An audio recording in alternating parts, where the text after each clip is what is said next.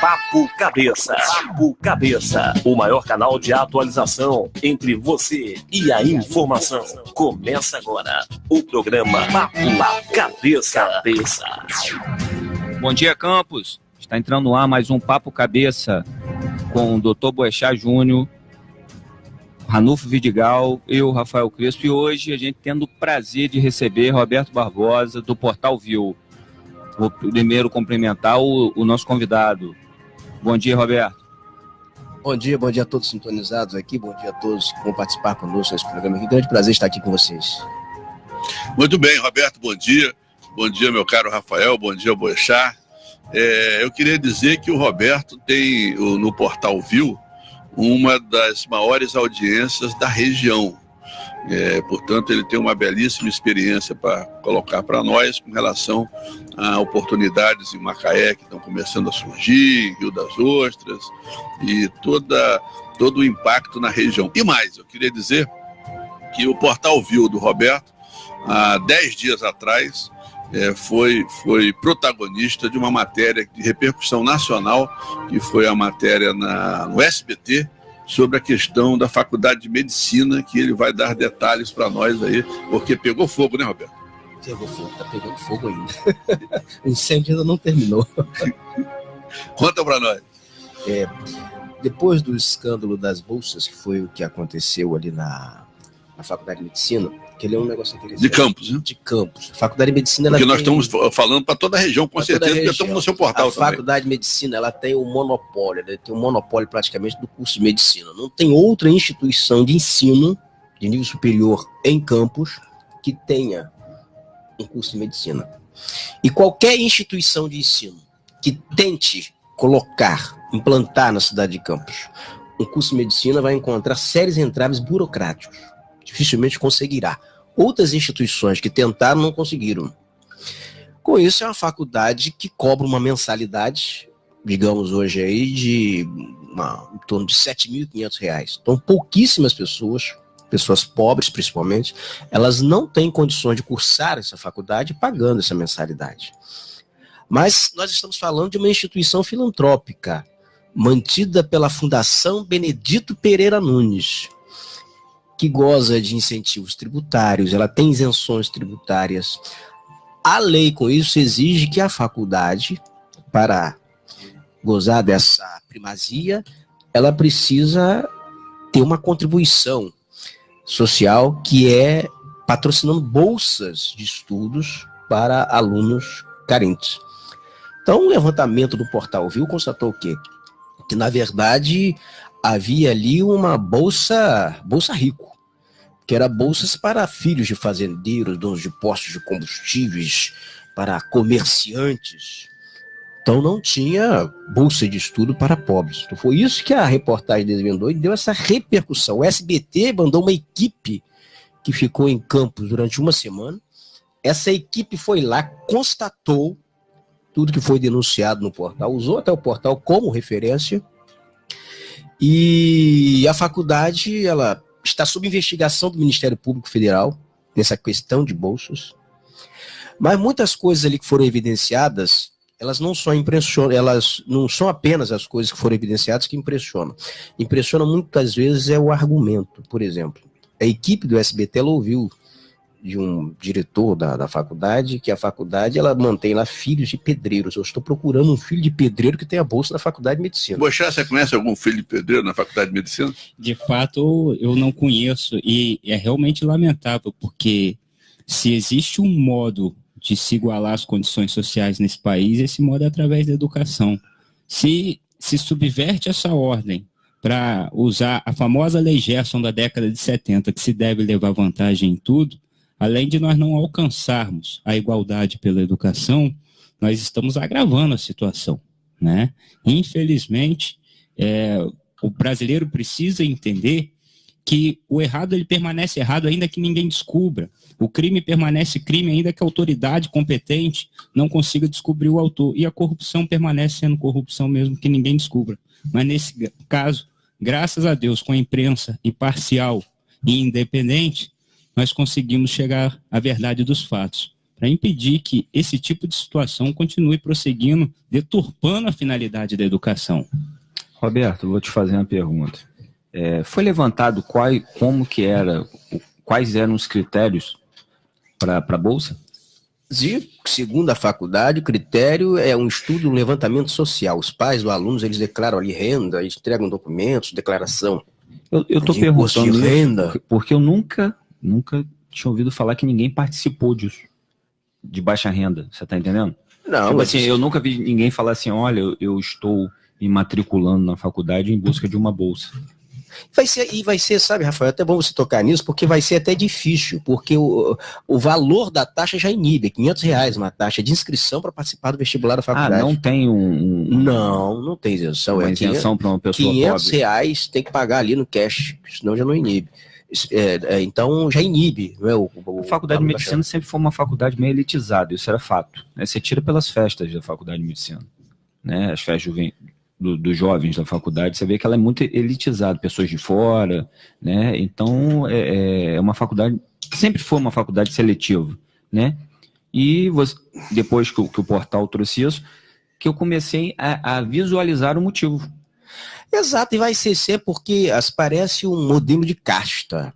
Então ali vai se perpetuar o filho de médico, aí o médico se torna diretor da faculdade, é o filho de médico que vai cursar a faculdade, é que vai fazer um vestibular para a UNIG, vai ser transferido depois para a faculdade de medicina. Aí por ser filho de professor, diretor da faculdade, já tem 50% de isenção de taxas, de mensalidades escolares. Sim, mas cadê a meritocracia que as pessoas tanto falam? Olha, a meritocracia não passou por ali, Ranulfo. Pela Faculdade de Medicina de Campos. Passou distante, né? Passa distante o fator meritocracia. Esse é até um tópico que essa cidade... Não é meritocracia, na verdade é a oligarquia. Oligarquia. É uma aristocracia. Uma aristocracia, bem colocado pelo Boechat. Seria, exato. É um dado que a gente precisa, que é revelador em Campos e em algumas cidades, porque às vezes a gente fala em mudança em quadro político. É preciso mudar também as instituições.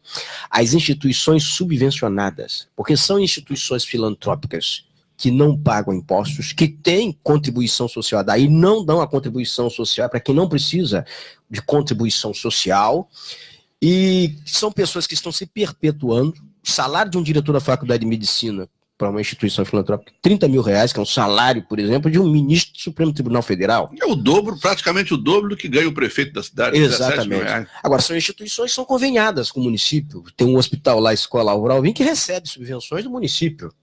Então é preciso, além de mudar muitas vezes o cenário político da cidade ou os atores políticos da cidade, é preciso mudar esses atores dessas instituições, porque ficam incrustados nessas instituições e muitas vezes até pressionando o poder público, porque vive de subvenção de poder público. É porque a gente começa a conversar, começa a criar outras perguntas em cima de perguntas. A quem cabia fiscalizar a Bolsa? O Ministério Público Federal, que já abriu o inquérito. Não, abriu o inquérito agora. Né? O inquérito, na verdade, foi até anterior a essa denúncia nossa.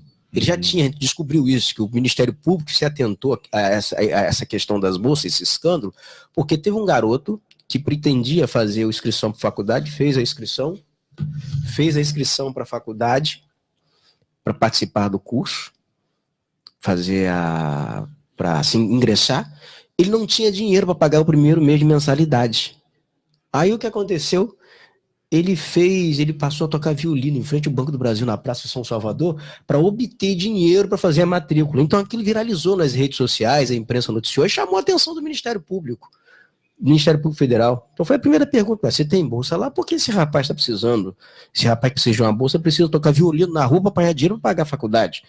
Aí abriu o inquérito. O violino, um som de violino, acordou o Ministério Público Federal. Ok. Coisas do arco da velha, Boechat. Pois é. A gente está ao vivo na live no Facebook, para quem quiser acompanhar pela Rede Aurora. E tem a participação aqui do Ivo Ribeiro, que pediu para a gente considerar o fato de quem cursa o ensino básico público, o aluno sai sem saber mesmo escrever, sem nenhuma condição de cursar a faculdade. Eu creio que então seja um problema de corrigirmos o ensino básico público e não de mantermos elitizado um ensino numa instituição filantrópica, não né? tem nada a ver com a outra. Exatamente. Né? O simples fato de nós termos um problema na base não quer dizer nós que temos que corrigir a base, não manter a casta a crítica que está sendo feita na instituição filantrópica. A crítica que está sendo feita é que existe um programa de bolsa, e essa bolsa, pelo simples fato de ter uma gestão, né, estranha, vamos botar assim, eles escolhem quem vai entrar. E quem entra geralmente é quem não precisa. É quem não precisa. E é importante isso foi uma polêmica um tempo atrás, né, para você ver como é que isso não é uma particularidade da faculdade de medicina, porque às vezes, né, as pessoas podem achar que a gente tem algum problema, e nós estamos falando de campus, né, as pessoas sempre acham que nós temos lá... Aqui crítica é ofensa. A crítica é necessidade, é ofensa, né? O governo federal, na gestão do então presidente Lula, depois na Dilma, eles criaram as cotas. Que foi um avanço, né? As cotas justamente por conta disso. Isso. Né? E é até um modelo mais justo, porque o que é a cota? A cota, se você é afrodescendente, então você tem um percentual de bolsa que é destinado a afrodescendente. Se você é aluno de escola pública, que é outro modelo, que é o que funciona na UENF, por exemplo, você existe uma cota destinada a este segmento. Então esse é um modelo mais justo. Agora você dá como modelo, não, me traz a declaração de imposto de renda do seu pai. É um modelo muito frágil. Um dos alunos que tinha bolsa da faculdade, ele estava em Paris. Nós apanhamos foto dele em Paris, ele estava em uma festa. Em Paris é uma viagem cara. Nós estamos falando de uma viagem em euro. O euro é mais valorizado que o dólar. R$5. Quase R$5. Provavelmente não era esse o filho do pedreiro, né? Não é. Filho de pedreiro não vai a Paris, não vai à cidade. E mais, Roberto? Quem vai à cidade de Minas foi Cabral. É a profissão que melhor paga na sociedade. Sim. Né? Na rede pública, um médico por um plantão deve ser R$5.000. R$5.000. 5.000, 8.000, depende da cidade onde ele esteja. Portanto, nada melhor do que democratizar o acesso para as pessoas de baixa renda. Exato. Né? E eu queria chamar a atenção aqui para a explicação. Por quê? O que esse rapaz estava fazendo em Paris? Não. Nós investigamos e foi a sogra que pagou. Que sogra caridosa, que sogra bondosa. Eu quero ter uma sogra assim. Mas a sogra, não seria o caso da sogra ajudar a pagar a faculdade? Seria melhor, não, mas ajudar a Paris. Paga outra, foi para Paris. Não, e o questionamento, às vezes as pessoas falam, pô, vocês estão fazendo um questionamento da faculdade de medicina e tal. Mas foi o que o Roberto passou agora há pouco. Ela é uma instituição filantrópica. Agora, e outro caso também que eu gostaria de chamar a atenção, que é engraçado, que tinha também filho de cortador de cana na faculdade. Eu estou no Canavial procurando um filho de cortador de cana que estuda na faculdade, não encontrei. E vou ter dificuldade porque não tem mais cortador de cana, só tem máquina. Agora está tudo automatizado, são as máquinas que cortam cana. Roberto, avançando, dado que nós estamos falando da questão de emprego e renda, e eu sei que você faz apanhados aí e pode explicar para o nosso grande público. Por exemplo, qual é a grande preocupação hoje do campista que você observou na internet? Na verdade, o Portal View, nossa equipe, ela é treinada pela Universidade do Texas, né? Esse é um detalhe, pela Universidade de Austin. Então, esse curso, só para que as pessoas entendam isso, ele é feito como? Ele é feito de forma presencial, uma vez a durante um período no ano, mas a maior parte desse curso ele é feito por videoconferência. E nesse curso ele é patrocinado pelo Google, um dos patrocinadores, né, e a própria universidade, a própria instituição de ensino do Texas. E uma das ferramentas que os jornalistas eles aprendem a utilizar lá é uma ferramenta do próprio Google que lhe permite ver qual é o maior nível de procura dos internautas, da sociedade, dos segmentos, nas plataformas do próprio Google, sistema de busca do próprio Google, em relação a determinados interesses. E por curiosidade, por exemplo, foi a cidade de Campos, onde eu me detive a fazer isso nos últimos 2 dias. Qual é a maior preocupação, qual é o maior nível de busca do campista na internet? Emprego. Exatamente. Emprego, porque vai a um topo. Nesse momento, que a gente deduz, é que transporte, que ainda é uma coisa que está desarrumada no município, na cidade. Mas o transporte, o cara está se virando. Ele está apanhando lotada, ele está apanhando bandalha, ele está apanhando van, ele está pagando às vezes até mais barato que ele pagava no ônibus, então ele está se virando. Na questão da educação, de uma forma ou de outra, o filho está matriculado, ele está estudando, ele está frequentando a escola, ainda que as aulas elas não tenham uma rotina, que falta professor, mas o aluno está estudando. No que se refere à saúde, nesse período do ano, saúde é algo em que as pessoas geralmente não correm muito, não procuram muito. pessoa vai procurar muito saúde no período de verão porque vem as doenças de período, que é a dengue, que é a chikungunya, período de chuva, intermitente, mosquito, aquela coisa toda. Então, o essencial que está faltando na mesa do campista nesse momento é o pão, é comida e é emprego. Renda e emprego. É renda e emprego. Essa é a preocupação. Complementando então o que você está dizendo, eu também tive acesso a uma pesquisa nacional com rebatimento regional, e o que está acontecendo também em Campos é o desalento. É quando você bate na porta procurando emprego, bate na porta e chega um certo momento que você começa a desistir. Então, só para você ter noção, metade do desalento, 54% do desalento na cidade é do público feminino. Pessoas que se qualificaram e que chegam tentando um emprego e não conseguem. 23% do desalento é das pessoas de 18 a 24 anos, Roberto. Portanto, são jovens. Né?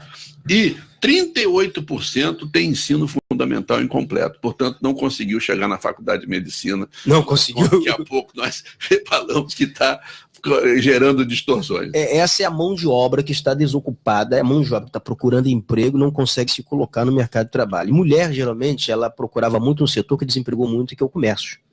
E o serviço, né? Comércio e serviços. Então foi um setor que procurou, que desempregou muito. Comércio, nós temos assim, muitas lojas fecharam nos últimos anos. Eu acho que de 2016 para cá, você vê a quantidade de lojas que fecharam em função do desaquecimento da economia. E a mão de obra feminina também ela é muito empregada como diarista. Foi um setor também que desempregou, porque a renda da classe média espremeu, a classe média também tem que se virar. Então, o custo do transporte subiu. Subiu, exatamente. Encareceu você pagar o salário da diarista para a classe média. Então, isso realmente explica. O desalento também. O desalento. E o jovem, nessa idade, o acesso ao primeiro emprego está difícil. Está muito mais difícil do que para o jovem nessa faixa. Mas você já está observando em Macaé uma recuperação do emprego, não está não?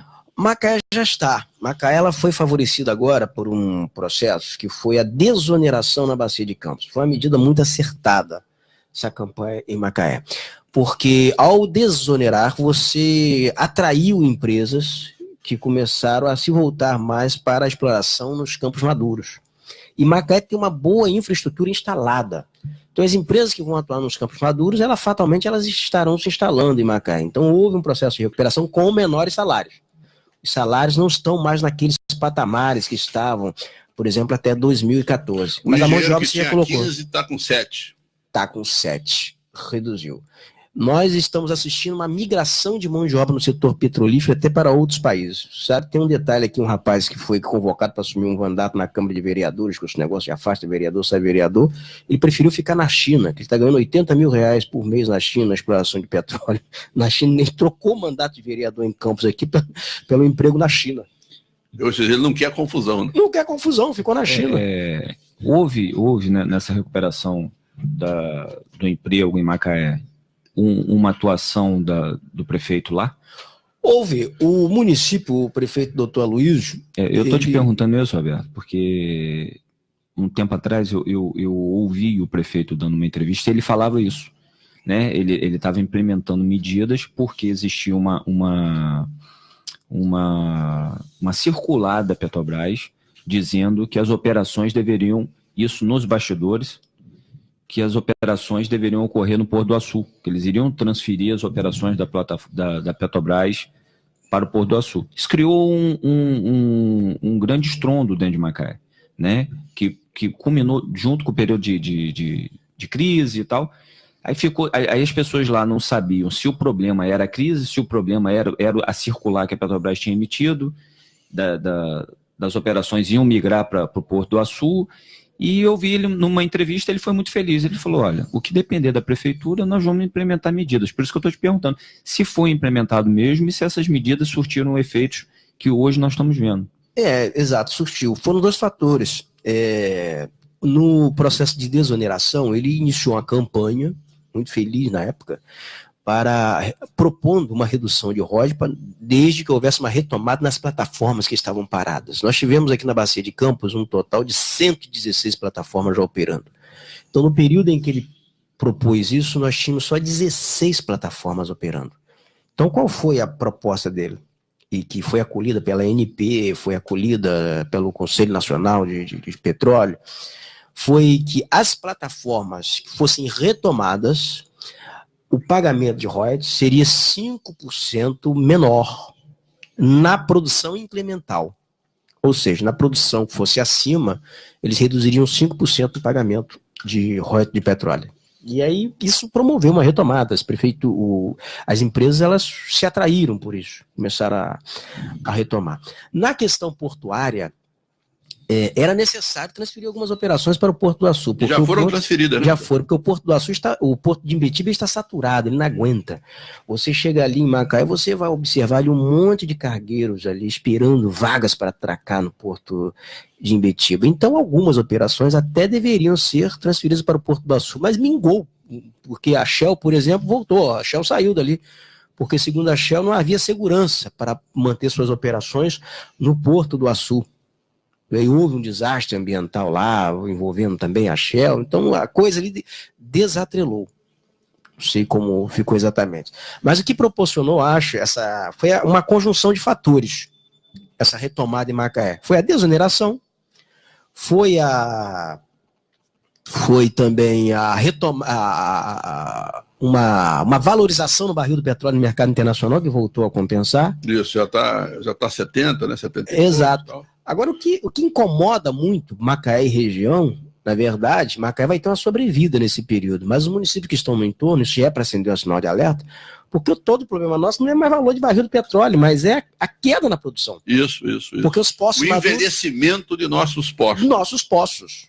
Nossos poços, perdão. Nossos poços de petróleo, exatamente. Então esse hoje é o grande problema que nós estamos enfrentando. Mas aliado a isso, né?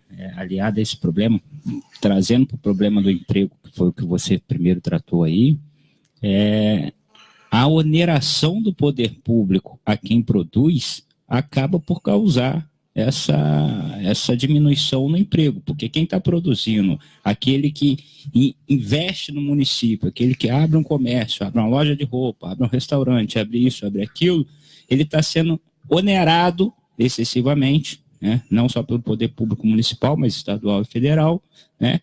E conforme ele tem que sustentar o leão, né? Os tributos, ele acaba diminuindo a capacidade dele de empregar. Então, acho que foi nesse sentido que o doutor Rafael te questionou, porque me parece que houve essa desoneração, como você bem explicou, lá em Macaé, e isso foi um dos fatores que alavancou o retorno do emprego lá. Isso, perfeito. Foi um dos fatores talvez determinante, foi um dos fatores que propiciou. E que sirva de lição a todos os prefeitos da região, porque...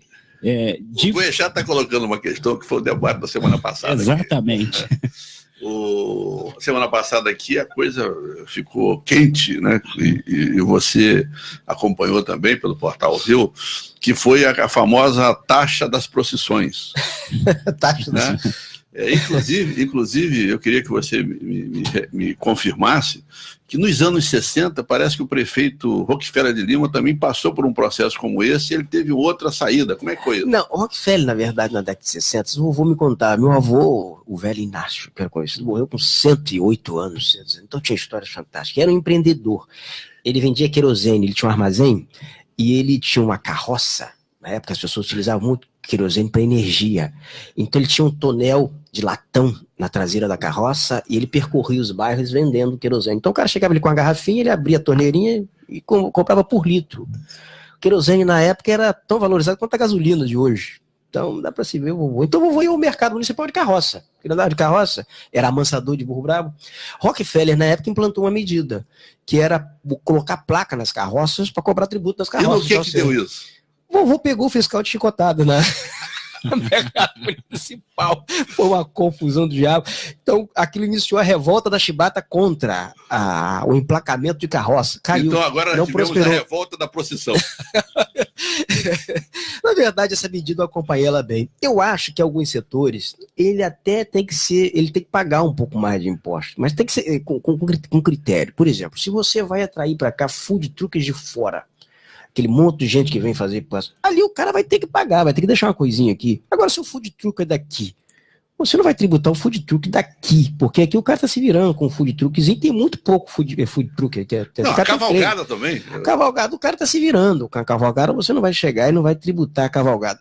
Agora, eu não conheço a lei em sua essência. Eu ouvi uma declaração do procurador, e segundo ele, não havia taxa de procissão, que não se cobrava tributo sobre procissão, que por lei é proibido cobrar imposto sobre procissão, sobre manifestação religiosa. Isso o que o procurador explicou. Mas foi a polêmica da Agora semana. foi a polêmica da semana que ficou marcado isso como se estivesse cobrando realmente procissão. Eu fiquei mais impressionado, é que eu recebi um telefonema de um vereador, meu amigo, o meu amigo Cláudio Andrade, no sábado à noite, e ele também estava muito preocupado com isso. Eu disse a ele, Cláudio, você não se elegeu para ser a pessoa que vai arrumar uma taxa sobre procissão e cavalgada, meu amigo. Esse é um detalhe. Abre o olho. Esse também é um detalhe. Nessa busca que eu fiz lá no Google Trends, nós chegamos ao início do ano, chegamos a março. O que deu um pico lá em cima foi IPTU. Exatamente. Porque as pessoas estavam preocupadas. Aí o que aconteceu? As pessoas que já estavam na ressaca do IPTU, aquele negócio todo, e que até se acomodou, essas pessoas, quando se difundiu que estava vindo novamente carga tributária e colocaram no meio procissão, aí foi inferno total. Eu visualizo então, isso. O que era verdade, e o que era mentira, e o que era fantasia, misturou tudo, deu essa confusão. O que eu visualizo, sabe o que é? Nós temos hoje uma gama de formas de nos comunicar. O poder público, hoje nós temos um secretário que tem uma empresa de marketing, né? Que é um dos motivos do prefeito ter eleito, foi o marketing feito em cima dele, e que infelizmente não está sabendo usar esse marketing para apresentar à população medidas. É o que eu vejo. Né?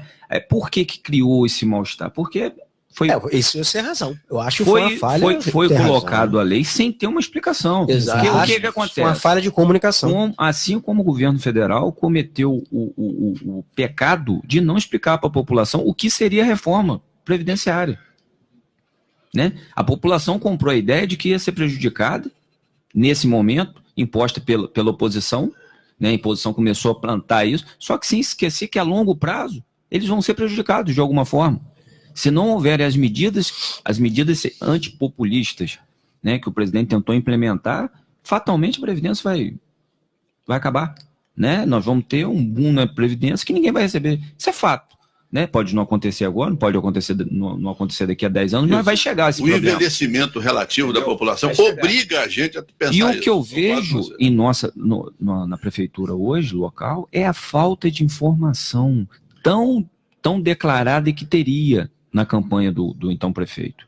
Né? Que seria um governo transparente, que seria um governo do povo para o povo. Isso a gente não está vendo. E por não ver, me remete ao passado, que ele tanto criticou. É isso que causa todo esse... algumas medidas, até que o governo, muitas vezes que os governos eles adotam, são até medidas corretas, são até medidas necessárias, muitas vezes até antipopulares e necessárias, mas a forma como se comunica, a forma como se coloca, ou a falta da comunicação, ela acaba criando distorções, ela acaba criando confusão. Então isso realmente, de fato, acontece. E não é uma exclusividade de Campos, não, como você colocou, isso é de governos mesmo. Então é por isso que é muito necessário um instrumento muito utilizado em governos, que eu gosto muito, são audiências públicas. A Câmara de Macaé faz muita audiência pública, para se debater tudo. As pessoas pensam, mas para que uma audiência pública? É necessário, porque ali você dirime dúvidas, ali você vai explicar... Você abre números, você justifica. Então, é um bom instrumento a audiência pública. É até um viés democrático, né? Traga o povo para discutir. Não, e os questionamentos posteriores, eles ficam vazios, se esvaziam, porque, na realidade, você fala assim, mas o senhor não foi na audiência pública, então? Porque essa pergunta tinha que estar feita lá. Né? Sim, exato. Eu acho assim. Olha, complementando aqui, Roberto, o que você está colocando, o que o Rafael está colocando e o que o Boechat está comentando, a preocupação é tão grande que nessa sexta-feira a Associação Comercial e Industrial de Campos, a Associação Norte Fluminense do Comércio Farmacêutico, a Cajopa, o CDL, a Firjan, a Fundenor e o Sindivarejo assinaram um documento conjunto criando um conselho empresarial permanente para acompanhar as políticas públicas do município, dada a confusão generalizada que está acontecendo na cidade. O que você acha disso? É sempre bom quando alguém participa. É sempre bom quando as entidades elas se propõem a fazer um acompanhamento da administração municipal. Agora, eu tenho minhas ressalvas com relação a toda a classe comercial, a classe empresarial de Campos, porque a máxima que prevalece, geralmente nesses setores, é farinha pouca, meu pirão primeiro. Dito até por um deputado. Farinha pouca, meu pirão primeiro. Então tá todo mundo ali, na verdade, se unindo para defender interesse, mas é louvável, e faz parte do jogo. Porque o que é um parlamento? O parlamento ele é composto por segmentos. São interesses setoriais. O Congresso é assim. O Congresso você tem bancada evangélica, você tem bancada... Aqui no Brasil isso é muito vivo, né? É muito vivo a agricultura. Eu vou pedir para a gente terminar esse papo depois do intervalinho. Vamos fazer um intervalo. A gente continua. A gente só obedece que você é o coordenador. 9h30. Já deu tudo certo. Continue na Rádio Aurora. Fique sabendo dos seus direitos e deveres. O empregado dispensado sem justa causa antes do término do contrato de experiência faz jus ao recebimento de indenização de 50% da remuneração que receberia até o final do contrato. Fique sabendo dos seus direitos e deveres. Ouça de segunda a sexta o programa A Voz de Campos. A Voz de Campos. Das 10 às 12 horas, aqui na sua Rádio Aurora. No comando de Germando Santos, dando voz às comunidades carentes e isoladas. Transmissão ao vivo pela web radioaurora.com.br. Baixe o aplicativo Rádio Aurora e ouça no seu celular ou tablet 24 horas. Programa A Voz de Campos. A Voz de Campos. Aqui, sua voz é ouvida e valorizada. Faça sua reclamação, sugestão, opinião. Solicite as melhorias do seu bairro ou da sua cidade. Programa A Voz de Campos, na Rádio Aurora, sua amiga e companheira de todas as horas. Igual você ainda não ouviu. avozdecampos.com 9h32. Ou você dança, ou você dança. Rádio Aurora. Voltamos a apresentar o programa Papo Cabeça. Comunicando, Dr. Rafael Crespo. Voltando agora do intervalo, vocês vão notar que o Ranulfo deu uma saidinha, mas já está retornando. Aproveitar para mandar um abraço aí pro pessoal que está na live, Davi Loureiro, Álvaro Oliveira, Oliveira, nosso amigo Reinaldo, todo mundo que estiver acompanhando na live aí, pode mandar o comentário, a gente vai ler, pode mandar a pergunta, a gente vai trazer ao ar aqui. O doutor Reinaldo esteve conosco na semana passada e acredito que na próxima estará também. Queria mandar também, foi bom você falar, porque me cobra direto, o pessoal do Farol, a Catinha, a Mary do Farol, o Zé Branco, Dona Neia, o pessoal do Farol me cobra muito. Eu ouço você não manda alô pra gente. Ranulfo retornou. Vamos voltar ao debate aqui. Vamos embora. Eu vou esquentar o debate aqui, Roberto. Pode esquentar? Joga fogo. Eu vou pedir a opinião de vocês aqui sobre a pesquisa Radiografia Política de Campos. Né? E essa Radiografia Política de Campos, ela faz a seguinte pergunta. Quem fez essa pesquisa foi uma pessoa muito conscienciosa, o meu amigo Gervásio. Foram ouvidas 1.750 pessoas nos últimos 7 meses, portanto não é uma coisa de uma semana. Né? E aí faz a primeira pergunta: como você avalia serviços essenciais na cidade de Campos? Em novembro, a saúde era avaliada positivamente, Roberto, por apenas 18% da população, muito pouco. Em dezembro, 18%, em janeiro, 18%, em fevereiro, 17%, em março, 14%, em abril, 16%, e agora em maio, último, 17,6% avaliam positivamente o sistema de saúde da cidade, que gasta por ano 750 milhões de reais e já gastou até abril 251 milhões, incluindo repasses para os hospitais contratualizados. Eu queria o comentário de todos vocês. é aproximadamente 1/3 do orçamento do município. Exatamente. Né? O valor elevado para uma taxa de aprovação tão baixa, né? A impressão que eu tenho é que o problema da saúde é nacional, mas aqui em Campos, há algum tempo, ela vem sendo um entrave, né? Eu acho que o poder público em Campos ele vai ter que reavaliar, primeiro, essa estrutura da saúde e reavaliar essa questão de gasto com saúde. Quando a cidade, ela, por exemplo, no período no áureo da arrecadação de royalties do petróleo, era comum o prefeito subir em palanque aqui e falar: olha, eu vou chegar aqui nessa comunidade, vou fazer um posto de saúde ali na esquina. Tinha um posto de saúde no mesmo bairro, a pouca distância. Ele ia lá e inaugurava o posto de saúde. Então, se criou uma estrutura de saúde nessa cidade ao longo dos anos que ela onera hoje o município. Esse é um dos fatores, vamos apontar aqui vários, mas são 3 fatores. Esse é um dos fatores. Se você tem um posto de saúde em cada esquina, você tem um custo para manter um posto de saúde em cada esquina. Então é normal que um bairro ou uma comunidade, uma região que tenha 3 concentros, 4 bairros, que tenha um posto de saúde ali que atenda todo mundo. Em segundo lugar, você tem que rever essa questão de repasse para hospitais filantrópicos, que são um poço sem fundo. Você tem a Beneficência Portuguesa que está inaugurando ali um heliporto, uma obra ali com um heliporto fantástico, um prédio monumental. E a hora que o município para ou atrasa salário, para tudo, diz que vai parar, diz que vai acabar, vai não sei o que. Santa Casa de Misericórdia, ela chegou a cobrar da Prefeitura de Campos um repasse de 20 milhões de reais. Então você pega plantador de cana, Álvaro Alvim, Santa Casa, ainda pega o grupo ASE, que trabalha aqui com oncologia, que agora está brigando com o Álvaro Alvim. Gente, o cobertor é curto demais. Você não vai conseguir manter um sistema de saúde dessa envergadura, desse tamanho, jogando dinheiro. Você vai jogar dinheiro ali e não vai cuidar, e não vai dar jeito. Então essas questões elas precisam ser melhor dirimidas. Agora, fora isso, você tem os grupos de dentro do próprio governo, que é a saúde, que brigam pelo orçamento do governo, com uma briga orçamentária tremenda, e você vai ter a saúde nesse estágio. Você vai jogar 250 milhões, vai jogar 1 milhão, vai jogar 1 bilhão, e você não vai ter saúde.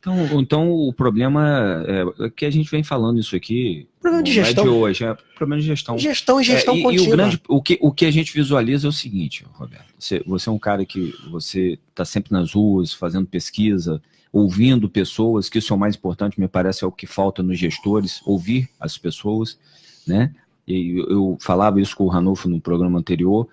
Me parece que o prefeito não tem ninguém para fazer esse tipo de coisa, que é para pesquisar, né? Eles têm pesquisa de intenção de voto e não tem pesquisa do que a população quer. Que tomar hoje, fechar um posto de saúde, onde tem 2, ou onde tem um próximo ao outro, é uma medida antipopular. É uma medida que prejudica a imagem do político. Então ele não faz, então ele prefere não ter o remédio lá, mas ter o posto. Mas a medida que tem que ser necessária tem que ter... Ou tem o remédio e não tem o médico. Olha que absurdo. Perfeito. Então, não tem dinheiro. Então, nós estamos jogando dinheiro. Mas não tem um buraco sem fundo. Perfeito. Então, o que tem que ser revisto é isso. Né? Aí, nós vamos voltar no bloco anterior. Falta o quê? A população participar, audiências públicas. O motivo pelo qual não vão fechar o posto ali, porque tem um posto a 2 quilômetros do senhor. Né? Então é melhor ter 2 ambulâncias do que ter uma ambulância em cada posto e não ter motorista. Rafael, Roberto e Boechat. Vou esquentar mais um pouquinho o debate. A mesma pesquisa olha a questão da segurança pública na cidade. Ela era aprovada por apenas 22% em novembro de 2017, 22% em dezembro, 24% em janeiro, 22% em fevereiro, 21% em março, 24% em abril e 24% em maio. Ou seja, de cada 4 campistas, apenas 1 aprova o sistema de segurança pública na cidade. E mais, segundo um cálculo que eu fiz com razoável cuidado, o setor produtivo da cidade perde anualmente, em função de gastos que não precisava ter na segurança, mas precisa ter gastos privados com seguro e outras coisas mais, 320 milhões de reais por ano nesse segmento. Eu queria a opinião de vocês. O problema da segurança pública, em que pese ser a princípio, pelo que diz a Constituição do Estado, é certo que o município pode muito contribuir com isso. Por exemplo, com iluminação pública, algo que nós já falamos alguns finais de semana atrás aqui. Segundo, há poucos dias atrás eu até estava conversando com um amigo ali na Arthur Bernardes à noite, né, o pessoal passando no sinal vermelho, que parece ser regra em alguns motoristas aqui, infelizmente, e nós comentávamos que, infelizmente, hoje nós não vemos a guarda municipal, depois das 18 horas, nós não vemos eles nas ruas. Pode não ser responsabilidade da guarda municipal a questão da segurança, mas ela traz ao cidadão um sentimento de segurança. Esses números poderiam ser diferentes se a guarda municipal estivesse na rua após esse horário, se a polícia militar estivesse com um efetivo na rua. Pelo menos essa é a minha opinião. Roberto, sua visão regional dessa questão? Ela tem que ser regional. Eu acho que a segurança ela tem que ser tratada como um problema regional. Acho que já era para ter um consórcio regional de segurança aqui, para fazer ações integradas, integrando todos os atores na área de segurança, integrando Polícia Militar, Polícia Rodoviária Federal, Polícia Federal, Ministério Público Federal. Isso tem que ser, isso já era para ter estabelecido. Quando você foi presidente do SIDAC, inclusive, você fez um sistema de monitoramento modelo para campo. Foi, nós, naquela ocasião, nós implantamos ali o GGIM, que foi um centro de gerenciamento de segurança. Então, que o Rio tem hoje, né? Que o Rio de Janeiro tem, que o metrô de Nova York tem. Então, o que foi? Londres tem. Londres, todas as cidades do mundo tem. Você implantava um sistema de câmeras, eram ao todo 270 câmeras espalhadas por todo o município, nas regiões mapeadas com maior índice de violência. Índice de execuções, de assaltos. Então, o centro estava todo monitorado. Uma parte de Guarulhos monitorada e nós já estávamos avançando para chegar a Farol de São Tomé. Um exemplo muito claro de como o município pode colaborar com a segurança. Muito. E a intenção, o que era um GGIM? Você integrar, você chamava o Ministério Público, você chamava todo mundo, tinha as mesas para as reuniões.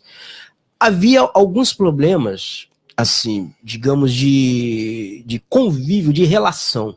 Eu ouvi de um policial rodoviário federal que ele achava que aquilo não tinha que ser comandado por um civil, tinha que ser comandado por uma autoridade, por um policial, era uma visão militarista da segurança pública, né? Então, havia esses equívocos. E geralmente, quem comandava o GGIM geralmente era o prefeito da cidade, ou até o presidente do SIDAC, isso era um decreto, e não era. E solucionou muitos problemas. Solucionou, quem determinava isso era até o Ministério. Não, foi material probatório para muita coisa. Sim. O índice de homicídio no centro da cidade diminuiu assustadoramente. Agora, houve um equívoco, eu acho que quem sucedeu depois entrou numa paranoia, que queria mudar modelo, queria mudar projeto. Essas câmeras hoje elas estão monitorando Itaguaí, o município de Itaguaí. Foram exportadas? Foram exportadas. E é um negócio que poderia avançar tanto. Na China já se desenvolveu um modelo de câmeras de reconhecimento. Elas monitoram as ruas e ela é capaz, por exemplo, de identificar alguém que está perdido. Alguém que está... Ela usa uma estrutura de Big Data e ela faz um reconhecimento facial. Se alguém sumiu na infância, então a pessoa está com 50, 60 anos. Essas câmeras, elas fazem um apanhado toda, transformam, botou a foto na hora e ela localiza. A China já prendeu 60 pessoas, até em shows, pessoas fugitivas da justiça, com essas câmeras. Agora, é um conjunto de coisas. São ruas bem iluminadas, efetivamente um policiamento ostensivo muito grande, uma guarda civil municipal presente nas ruas, porque inibe. Se o cara vê um guarda civil municipal fardado, vê um carro, fala, inibe. Isso... Nós não estamos inventando a roda. O modelo tolerância zero que foi implantado por Rodolfo Giuliani em Nova York mostrou que dá certo. Perfeito. Então, é isso. Roberto, eu quero mandar um abraço aqui, porque todo mundo mandando abraço, eu não mandei ainda. Não? Eu quero mandar um abraço aqui para o Zé Alves, meu amigo, o economista Zé Alves, meu grande companheiro, o Wilson Campinho, o Joel Ferreira, a Sandra Chagas, o Heraldo Tavares e o Marcelo Virgílio. O Marcelo Virgílio, por sinal, é aqui do nosso bairro, que prestigiaram e prestigiam o nosso programa. E também o Davi Loureiro, um abraço para ele, né? Grande parceiro. Davi é um homem digital, né? Ex-prefeito gente boa. de São Fidélis e grande amigo. Portanto, grande audiência, grande repercussão desse debate. De parabéns aí a toda a mesa e a presença sua do Portal Viu, Roberto. Muito obrigado. Voltando à questão da segurança, eu visualizo a segurança como um problema muito maior, né? A prefeitura tem que estar junto, o governo federal. O que falta, né? Eu sou advogado, milito na área criminal, o que falta é uma parceria entre os órgãos públicos, né? Eles precisam se comunicar mais, né? Eles precisam. Existe ainda uma falta de comunicação entre a polícia, a própria polícia militar e a polícia civil. Eles trabalham em conjunto mais quando tem operações, e isso não deveria ser assim, deveria ser um trabalho, rotina, né? Deveria ser rotina, deveria ter uma central onde se comunicariam todas as polícias, né? Porque às vezes a polícia militar aborda um cara e não sabe que aquele cara, conforme você falou, é uma pessoa ligada à criminalidade de outro município, de outra cidade, né? Ele olha, não tem nada e deixa o cara embora sem fazer uma busca mais minuciosa. Até pouco tempo, Roberto, não era unificado os mandados de prisão. Então era comum o cara ser foragido do norte ou do nordeste, parar numa blitz, consultava os documentos e ele ia embora. Olha, aí o governo federal implementou a unificação. O CNJ tem hoje um banco, né, de mandados de prisão que funciona. Agora você busca pelo banco e você vê que não, tá com mandado lá no Amazonas. Né? Em relação a... Campos tem uma particularidade. Porque se permitiu que se criasse bolsões de miséria no entorno da cidade. Como as cidades satélites em Brasília, como as periferias de São Paulo, né? E nós assistimos durante muito tempo o lado de Guarulhos crescer de forma desorganizada e sem atuação do poder público, e isso fatalmente a criminalidade ele abraça, né? Porque se você não tem o poder público, quem que vai, né? Guarulhos é muito comum, e hoje Guarulhos está dentro de um cenário de criminalidade assustador. A parte da cidade que mais tem homicídio é Guarulhos, né? E me parece que nós vamos esperar o quê? Para a própria sociedade entrar e começar a tomar medidas? Ali tem assim, a cidade de Campos é um negócio tão interessante aqui, a questão do interior todo, né?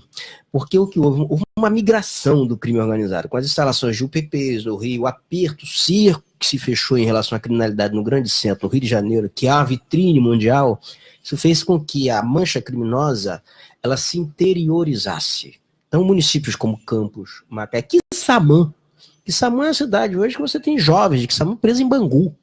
É uma cidade pacata, jovens em Conceição de Macabu presos. Criminalidade em São Fidélis tem a criminalidade, uma criminalidade alta, o tráfico de drogas principalmente, esses crimes geralmente que ocorrem aqui, muitos deles estão associados ao tráfico de drogas. Mas Campos e Macaé especificamente, a violência nós vamos assistir uma redução. Porque em Macaé se estabeleceu o comando único. O Comando Vermelho tomou tudo. Houve uma disputa entre o Comando Vermelho e a ADA, quando existia a ADA. E parece que agora é terceiro comando puro, né? Unificou a ADA, terceiro comando. Não. Separou de novo. Então separou de novo. Então tá bem informado. Separou de novo. Tinha unificado, agora separou de novo. Mas fato é que é o seguinte, o Comando Vermelho tomou Lagomar, as maiores comunidades de Macaé, Nova Holanda, então é um comando só. Em Campos havia uma divisão entre duas comunidades, que era a Balieira e era a Tiragosto. Eram comandos diferentes. Dois líderes proeminentes de facções que atuavam nessas comunidades, de dentro do presídio, eles estabeleceram um pacto, eles estão em presídios distantes, mas foi assim um entendimento por meio de WhatsApp. Eles anunciaram uma pacificação, uma harmonia. Eles estariam a partir dali todos sob a égide do terceiro comando puro. A partir daí também houve uma certa, digamos, convivência entre essas facções e reduziu-se o número de homicídios em função do tráfico de drogas. Então, foi muito mais pelo entendimento entre os traficantes que pela atuação das autoridades. É isso que eu ia falar. Veja a que ponto nós chegamos. Nós precisamos que os traficantes se entendam para que nós possamos ter segurança. Aí reduziu-se o número, mas você tem ainda uns focos de resistência em Guarulhos. Você vai lá no Santa Rosa, você tem um foco de resistência, ele é alguém que não aceitou essa conversa. Você vai a situação da criminalidade em Guarulhos, ela é bem mais complexa, né? Ela precisa ser vista de uma forma...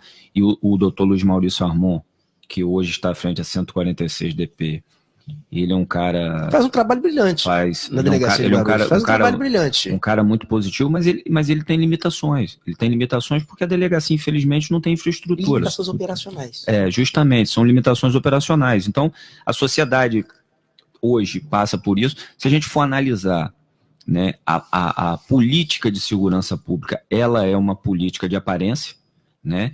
Eles criam aqueles carros baseados, você passa na Pilinca, é comum você ver um carro parado, é comum você ver o policial na rua, para dar falsa sensação de segurança, né? Você sai da Pilinca, no sentido contrário, vai andando em frente à Santa Casa, dependendo do horário, fatalmente você vai ser assaltado. No IFE, próximo ao IFE. Entendeu? Próximo, são locais que têm problemas há anos, não é de hoje. As pessoas vivem com essa criminalidade. Só que o que acontece? Como isso não vai parar na delegacia, porque a pessoa perde, não quer ficar ali mais 3, 4 horas para fazer o registro, isso não entra nas estatísticas. Né? Mas é muito presente a violência. Campos hoje está entre as 100 cidades mais violentas do mundo. O índice de jovens perdendo a vida por homicídio é gigantesco. É gigantesco, principalmente o Guarulhos, né? Então nós temos que repensar, né? Já foi proposto no meu entender, não seria o que iria solucionar, que seria o caso de botar um batalhão em Guarulhos. Existe um grupo de pessoas de Guarulhos que levanta essa bandeira por um batalhão para Guarulhos. Acho que deveria ter políticas públicas em Guarulhos, todas elas, educação, saúde, o Estado estar mais presente, né? Porque hoje, se você tem um marginal, como teve o caso aí que passou, que eu achei uma bobagem aquilo, filmar aquilo, o cara que manda em determinado lugar e você sabe que manda, é porque o poder público não está lá. A ausência do poder público. A ausência do poder público cria esses mitos. Que o que cria o mito é a omissão. Sim. Entendeu? Então, no meu entender, é isso. A situação de Macaé é uma situação que tem morro. Macaé é uma cidade que tem morro, né? E Macaé sofreu as consequências de demorar a implantar uma política pública decente, porque o 32 surge em Macaé, depois que Macaé já está uma cidade em plena expansão política e econômica, que aí eles implantam um batalhão lá, que aí a violência já tinha tomado tudo, a criminalidade visualizou um comércio fortíssimo e uma companhia destacada, que é muito diferente de um batalhão, as políticas de implementação de patrulhamento é totalmente diferente, né? A ponto, poucas pessoas pensam nisso. Macaé é tão particular a situação de Macaé também, que Macaé, fora do Grande Rio, é a única cidade que tem UPP. É a única, que é uma fantasia, né? Um trailerzinho. Não, como é no Rio. Como no Rio ficou claro que aquilo não existe. Ali é um trailerzinho que o cara toma balaço ali direto. Tira direto ali os policiais ali, e tem o nome lá, UPP. É uma temeridade. Mas agora eu quero o comentário de vocês para a política pública mãe de todas, que é a educação. Na cidade de Campos, 37% avaliavam positivamente a educação em novembro, e agora só 26% avaliam a educação positivamente. Uma cidade que gasta 300 milhões de reais por ano com educação, meu caro Boechat.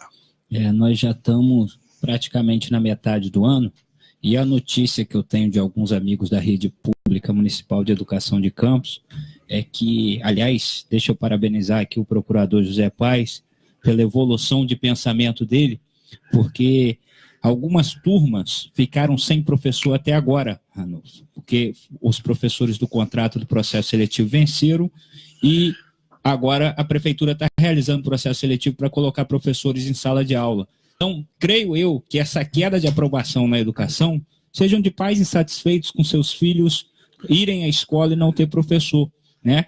E o procurador José Paes, à época do governo passado, ele promoveu 2 ações contra esse processo seletivo e agora ele ratifica um edital para fazer esse processo seletivo, o que mostra uma evolução de pensamento dele, entendeu que é um instrumento legal para resolver esse problema. Então, hoje, muitas turmas ainda estão sem professor em sala de aula. Eu creio que hoje o maior gargalo da educação no município de Campos seja esse, né? E há muitos pais reclamando. Só que, de alguma forma, isso não está reverberando tanto. Ainda não sei porquê, mas, de fato, na sua pesquisa, na pesquisa que você nos traz, os dados demonstram... Caiu 11 pontos. Não, mas aí já é um dado revelador, sabe por quê? Porque educação no Google Trends é o segundo tema mais pesquisado. Na última semana. Mas nós temos que ver também que, por exemplo, uma escola estadual como Thierry Cardoso, uma escola tradicional, né, daquele pessoal do TURF, boa parte do pessoal do JOC estudou no Thierry Cardoso. O Thierry Cardoso fechou. Verdade. Do Estado, né? Do Estado, mas Estado, fechou. escola estadual. Entendeu? Mas aí quando a gente fala de educação... Aqui está tudo. Engloba toda Sim, ela, engloba né? escola estadual, escola municipal, você está falando de um contexto geral. Nós tivemos um problema com o UENF que ficou meses sem ter aula por questões de greve, né? Então, é muito complicado, né? O Estado do Rio atravessa uma crise política, econômica, moral tremenda. Esse é um dado interessante, Rafael, porque a crise econômica e a deterioração dos serviços do Estado do Rio, do governo do Estado do Rio de Janeiro, isso reverbera também, isso contamina os administradores, os gestores municipais, porque muitas vezes não há distinção entre o que é governo estadual, o que é governo municipal, o que é governo federal. Então, na pesquisa de rua, se você não explicitar bem, vai tudo no saco só. Ué. Olha, a pesquisa também revela que a população aprova os Correios. 56,3% aprova o serviço público do Correio na cidade. E que é um bom serviço e quase ninguém mais usa, né? Porque Exatamente. Hoje, depois que inventaram o e-mail... O faturamento caiu. Mas o Correio, a figura do Correio é uma figura simpática. Eu, por exemplo, eu aguardo ansiosamente a chegada do Correio, que eu compro muito pelo Mercado Livre, né? Então, toda vez que o Correio chega... sempre a esperança de que o meu produto vai chegar. E os Correios são muito simpáticos. O Correio hoje realmente, hoje basicamente, se você for analisar, ele virou uma empresa de transporte. Foi uma antes da gestão do PT, era uma das maiores empresas de logística, ou se não a maior do país, né? Não é mais isso, né? A gente sabe que hoje existem outras transportadoras, né? Salvo o melhor juízo, a FedEx veio para o país, né? E existe muito roubo de carga também, que prejudica muito a questão dos Correios, mas hoje o Correio se transformou nisso, uma empresa de entrega de produtos e entrega de conta. Tem muita gente que não gosta, o pessoal entrega a conta. Rafael, quem está perdendo popularidade na cidade é a limpeza pública e o saneamento. Em novembro, a limpeza pública tinha 58,5% de popularidade, caiu para 43%, ou seja, as pessoas não estão muito satisfeitas com as limpezas das ruas e a coleta de lixo. E o saneamento básico na cidade, que tinha 49%, caiu para 34%, Roberto. O esgoto está voltando para dentro da casa de todo mundo, né? Tem muita gente voltando esgoto para dentro da casa das pessoas. Esses dois dados são dados de medidas locais, o prefeito tem...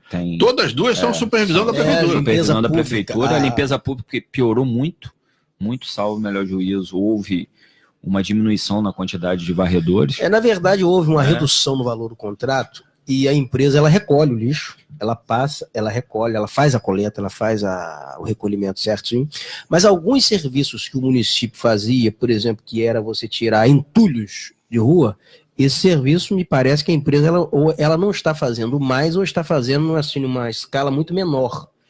Então o cara vai lá, o cara ele foi orientado, o Jorge Rangel, que é vereador, quando foi secretário de limpeza pública, eu ouvi várias vezes ele mandando a pessoa jogar tudo na rua, que ele ia mandar recolher, porque ele tinha dinheiro para pagar a empresa de lixo.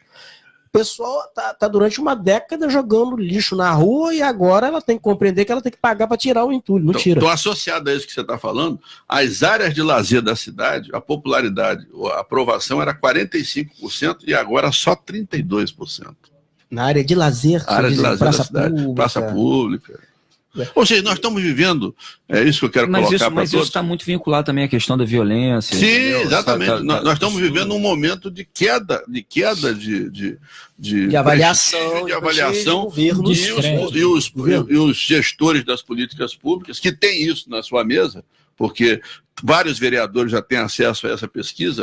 Mas o interessante, sabe o quê? Que em verdade a gente observa que esses dados estão aí, né? Muitas pessoas têm conhecimento desses dados, mas foi o que eu falei no começo, no meu sentido, não me parece que está sendo feito nada, né? Porque pelo menos a gente não tem essa informação, né? A gente não tem essa informação, né? A questão da praça, por exemplo, era simples.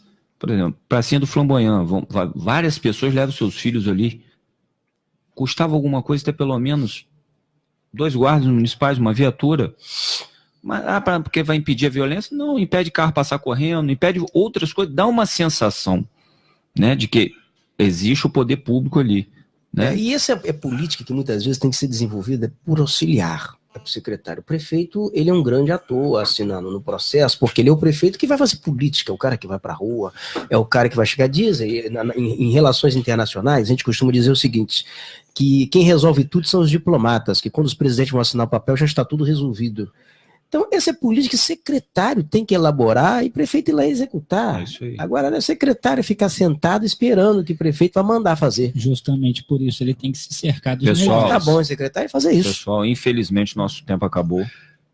Né? Agradecer a presença do Roberto. Vou lhe fazer o convite já, a casa está aberta para você vir, para a gente bater esse papo. Vai surgir uma parceria, viu? É isso aí. Rede Aurora e Papo Cabeça. É isso aí. Fazer. Pessoal, obrigado aos ouvintes, obrigado Ranulfo, obrigado Roberto, obrigado a Júnior Boechat, obrigado a todos. Você acabou de ouvir o programa Papo Cabeça, aqui na Rádio Aurora. Boa toda hora. 10 horas.